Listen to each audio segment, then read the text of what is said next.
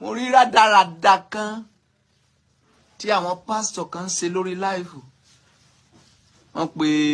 Wọ́n pe kí lórúkọ ẹ̀ jáde. Kí lórúkọ lady tó ń kọrin yìí, ọmọ mi tó ń kọrin yìí, Tope Alabi. Ó ní àbọrú, abọye, àbọrú, abọye. Ó gbọ́dọ̀ padà lọ kó lọ change orin yẹn.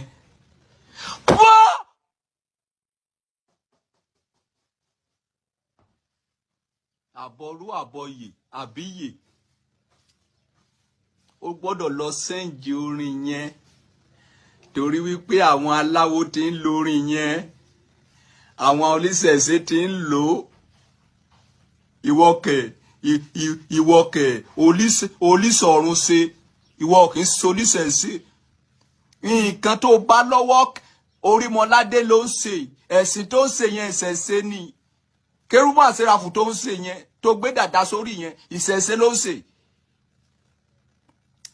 Nǹkan tó bá lọ́wọ́ Orímọládé, kí ni wọ́n pè ní ìṣẹ̀ṣe? Nǹkan tí ó ṣẹ̀, tó dáyé tó bá, tí wọ́n ń ṣe lọ́dọ̀ ẹ̀. Nǹkan tí ẹnìkan ṣẹ̀ bá, nǹkan tí mo ń ṣe tẹ́lẹ̀ tí àwọn ọmọ mi dé bá, tí wọ́n ń ṣe ni wọ́n pè ní ìṣẹ̀ṣe. Àbọrú, àbọyè, ó ti wá jẹ́ nǹkan burúkú. Who swear for these people?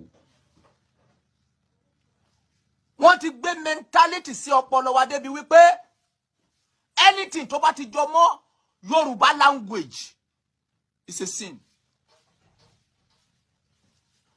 Wọ́n ti inject wa débẹ̀ wípé anything tó bá ti lè sọ ní èdè Yorùbá ẹ̀ṣẹ̀ ni. Mo dẹ̀ ti train yín lọ́nà 1 billion times. Kí ni wọ́n pè ní àbọrú, àbọyè, ẹbọrú, ẹbọyè. Ẹni tó bá rú ẹbọ, tí ẹbọ ẹ bá rú, ó túmọ̀ sí wípé àdúrà mi ṣe kí ni? Àdúrà mi gbà. Àbọyè, ẹni tó gbé ẹbọ tó ṣe kí ni? Tí ò bá ẹbọ lọ. Ẹni tó jagun tí ò jagun bógun lọ.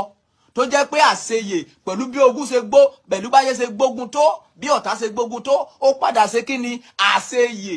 Ẹ wá ní kó lọ séǹjì ẹ̀ kó wá sọ wípé àṣe burúkú àbí báwo ni kó ṣe tún padà kọ́ o? Kó sọ wípé mi ò kì í ṣe àbọrú mọ́ o, mi ò kì í ṣàbọyè mọ́ o, àbọ̀ sórí bú, àbọ̀ sórí ìyà ni kó lọ́kọ́ àbí? Wọ́n ti sọ pé kí má máa ṣépè mọ́. Babaláwo ń lò. Torí pé babaláwo dẹ̀ ti ń lò báyìí kó wá lọ sẹ́ǹjì orin ẹ̀. Àwọn ọmọ àlè tó wọ́n fọwọ́ òsì júwe lé bàbá wọn. Tope Alabi is Yorùbá. Ká ní pé ó sọ nísìn ní English wípé my sacrifice have collecting. Hey, my sacrifice have collecting. Hey, my sacrifice have collecting. Have collecting salvation. Ò ní sọ̀rọ̀ nípa ẹ̀ torí òyìnbó ló fi kọ́. Ẹ túmọ̀ orin yẹn. Àbọrú, àbọyè. Ẹ túmọ̀ ẹ̀ lóyìnbó. Tó bá yẹ pé òyìnbó ló fi kọ́ ìṣe ẹ̀ ní sọ̀rọ̀.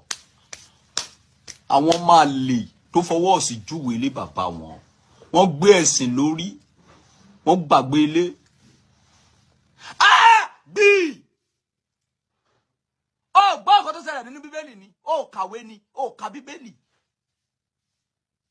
Bíbélì sọ fún wa pé nígbà tí Jacob fẹ́ kú, ó ṣe kíni kan. Ọmọ tó bá gbàgbé olórí burúkú ọmọ ni. Ọmọ àlè ló pọ̀ jù ní Nàìjíríà yìí, especially nílẹ̀ Yorùbá. Nígbà tí Jacob fẹ́ kú, ó ṣe kíni kan. Ó pe Joseph ọmọ ẹ̀. Ó ní Joseph wá kọ́. Ó ní kó wá fi ọwọ́ ẹ̀ sí abẹ́ itan òun. Kó wá búra fún òun. Wípé òkú òun kò ní sùn sí ilẹ̀ àjèjì. Wípé nígbà tóun bá kú, wípé ó máa dá egungun mi padà sí ìlú ìbílẹ̀ mi ibi tí mo ti wá. Ó lóun ò sùn sílẹ̀ àjèjì. Ìtumọ̀ ẹ̀ ni wípé the word ìbílẹ̀ ibi tó ti wá, àṣà ìbílẹ̀ ìlú ẹ, ilé ẹ, ilẹ̀ ẹ. Ó gbọ́dọ̀ jẹ́ number 1 nígbésí ayé ẹ ju elephant tó ń ṣe láyé lọ. ó ní kó lọ sinmi pẹ̀lú àwọn bàbá ńlá mi. Ẹ̀yin ènìyàn yìí níbo lẹ ti rí ẹ̀kọ́ òfò tẹ́ ń kọ́? Ènìyàn ló kọ Bíbélì sẹ́, ènìyàn ló kọ Quran. Ẹ̀yin ọmọ Yorùbá, mo fẹ́ kí ẹ̀kọ́ ti wà yẹn, ẹ̀kọ́ ti Yorùbá yẹn, nǹkan tó jẹ́ mi lógún gangan nìyẹn. Ìbá ẹ jẹ́ ẹ lọ sí àdìtì Yorùbá jáde, a ní àdìtì Yorùbá, àwọn novel